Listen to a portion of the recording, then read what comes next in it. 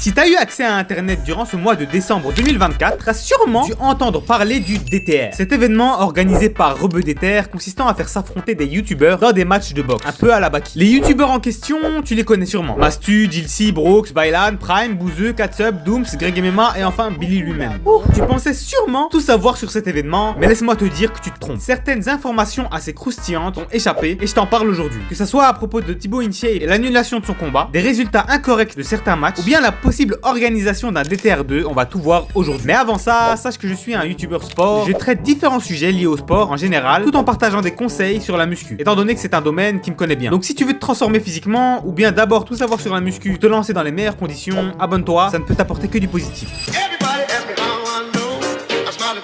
En étant simple spectateur, t'as peut-être pas remarqué, mais presque tous les participants ont démarré l'événement en étant blessés, ou bien se sont blessés suite au combat. Premièrement, il y a Mastu, il était blessé au poignet, ce qui, je te le cache pas, est assez handicapant en boxe anglaise. Deuxièmement, il y a Bailan, bon ça tu le savais déjà si t'as vu ma dernière vidéo. RebeDTR aussi s'est blessé, sauf que lui il s'est blessé assez gravement au genou avant le combat, mais il s'est également cassé le nez. Voilà, bon ça arrive, hein, c'est de la boxe. Par contre, ce qui est assez étonnant, c'est que même Greg MMA, combattant aguerri, est ressorti de son combat avec un biceps en moins. Un peu comme Bailan, sauf que là, c'était beaucoup moins grave. Il s'est fait une rupture partielle du tendon, tandis que Bailan s'est fait une double rupture complète des tendons de ses biceps. Mais bon, le gars est plus tout jeune, Billy l'a dit lui-même, ça pourrait être son père carrément. C'est aussi pour ça que Billy s'est montré assez calme et respectueux pendant la conférence de presse, par pur respect pour le troisième âge. Après, troisième âge ou pas, ce combat fut extrêmement dur pour Billy, étant donné qu'il est parti au charbon avec un genou en moins. Bon, ça je l'ai déjà dit, sauf que ça a totalement saboté sa stratégie de base. À la base, il voulait se montrer très mobile, étant donné que selon lui, Greg est assez rigide et peu mobile en boxe anglaise. Sauf qu'avec un genou en moins, c'est comme demander à un manchot de te préparer un sandwich. En plus de ça, Billy a dû manger comme un halouf pour faire le poids, étant donné que Greg est quand même assez lourd par rapport à lui. Et ça l'a mis dans une position d'inconfort. Ça et le fait que la longe de Greg est assez longue. Mais je dis pas qu'il aurait gagné sans contrainte. On parle quand même de Greg MMA. Mais pourquoi tant de blessés? C'est vrai ça, encore s'ils étaient simplement ressortis du combat avec des dents en moins, je dis pas. Mais ils sont carrément montés sur le ring, limite en chaise roulante pour certains. Et bah la raison, elle est assez logique quand on y pense. Faut pas oublier que la plupart ne sont pas des sportifs et passent leur journée à streamer. Et quand tu passes d'un mode de vie légèrement actif, voire sédentaire, à un mode de vie de boxeur professionnel sur une longue durée, tu m'étonnes que tu finis blessé. Mais bon, malgré leurs blessures, aucun combattant ne s'est désisté. Et ça a donné lieu à des combats de zinzin. On peut par exemple citer le cas de Doom qui est passé à 2 doigts d'annuler son combat. Et avant de la traiter de lâche, sache ma biche que cette décision venait de Billy. En fait, ils sont partis en camp d'entraînement en Espagne, Billy, Dooms et quelques autres combattants. Et là-bas, ils ont pris cher. Les Espagnols ne rigolent pas. C'était particulièrement difficile pour Dooms qui avait beaucoup de mal avec la violence de la boxe. Mais même après la proposition de Billy, elle ne s'est pas désistée et a fait un combat mémorable, ce qui a beaucoup touché RebeDTR.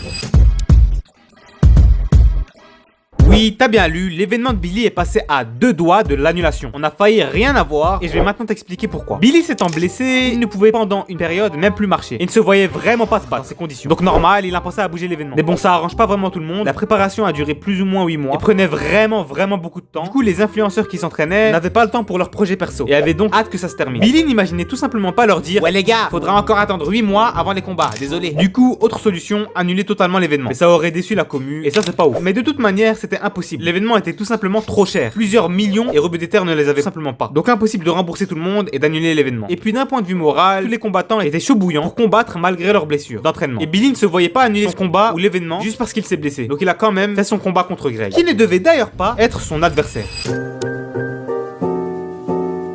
Bon, pour vous, Thibaut, c'est juste un bodybuilder. Qu'est-ce qu'il a à voir avec la boxe anglaise? Bah déjà, il a gagné son premier combat en amateur et s'est entraîné pendant plusieurs années en silence pour sortir à un niveau plus que décent. Donc Thibaut, c'est un bodybuilder qui sait boxer. Pas mal, non? Du coup, Billy s'est dit que c'était une bonne idée de l'inclure dans l'événement et ils ont tous deux commencé à se DM tranquillement jusqu'à ce que Thibaut tweete ça. Donc ce qu'on comprend du tweet, c'est que Thibaut aurait dû combattre Billy, mais qu'il a été remplacé plus ou moins au dernier moment par Greg, ce qui ne lui a visiblement pas plu. Mais avant d'en vouloir à Billy, il faut savoir que le remplacement de Thibaut ne sort pas de nulle part. Il y a une raison derrière. En fait, je pense que tu le sais, mais Thibaut, c'est une personnalité assez controversée. Il est notamment associé à l'extrême droite et au racisme, etc. Et ça, c'est assez négatif. Billy voulait terminer son événement par son combat et par une bonne note. Et il voyait déjà les mèmes et réflexions traitant la question des Arabes en France, dû au combat entre Thibaut, conservatiste originel, et Billy, algérien d'origine. Attention, je dis pas que Thibaut est d'extrême droite, mais plutôt que le grand public a tendance à se faire son propre avis, quitte à ce qu'il soit totalement frauduleux. Du coup, normal, il a annulé. Et le tweet, c'était un move pas ouf selon Billy. Et ça se comprend, étant donné que c'est quand même une discussion privée. Mais assez parlé de ça, parlons maintenant du combat de Mastu et Jilcy et des résultats inattendus.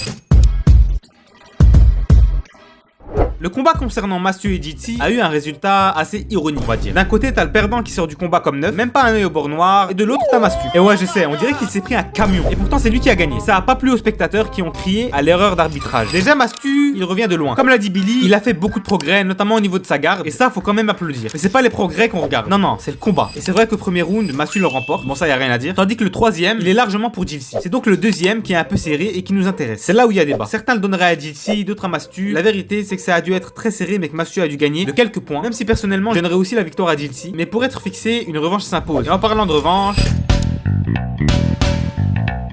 pour commencer, cette idée d'une deuxième édition du DTR Fight ne déplaît pas à Billy. Mais ce sera pas pour tout de suite. En effet, on aura d'abord droit à un autre événement qui n'a rien à voir avec la boxe. Mais malgré ça, on a déjà eu des échos de ce qui pourrait arriver durant le DTR 2. Et ça promet. Un événement international. Billy est chaud de faire s'affronter des influenceurs étrangers avec des Français. Et ça, c'est pas mal. Imaginez un peu un Speed versus Bailan. Selon Billy, KSI serait un bon adversaire. Enfin, en tout cas, il aimerait bien le combattre, vu qu'il a expliqué vouloir se mettre en difficulté en affrontant des adversaires contre qui il n'aurait en temps normal aucune chance. 2. On peut jeter l'idée d'un Speed versus Bailan à la poubelle. Et ouais, c'est dommage, mais c'est peut-être pour le mieux vu que Billy a laissé sous-entendre qu'une revanche entre Brooks et Bailan pourrait voir le jour. 3. Samuel Etienne est chaud bouillant pour cet événement. Je suis un tueur en série et j'ai des gens dans ma cave.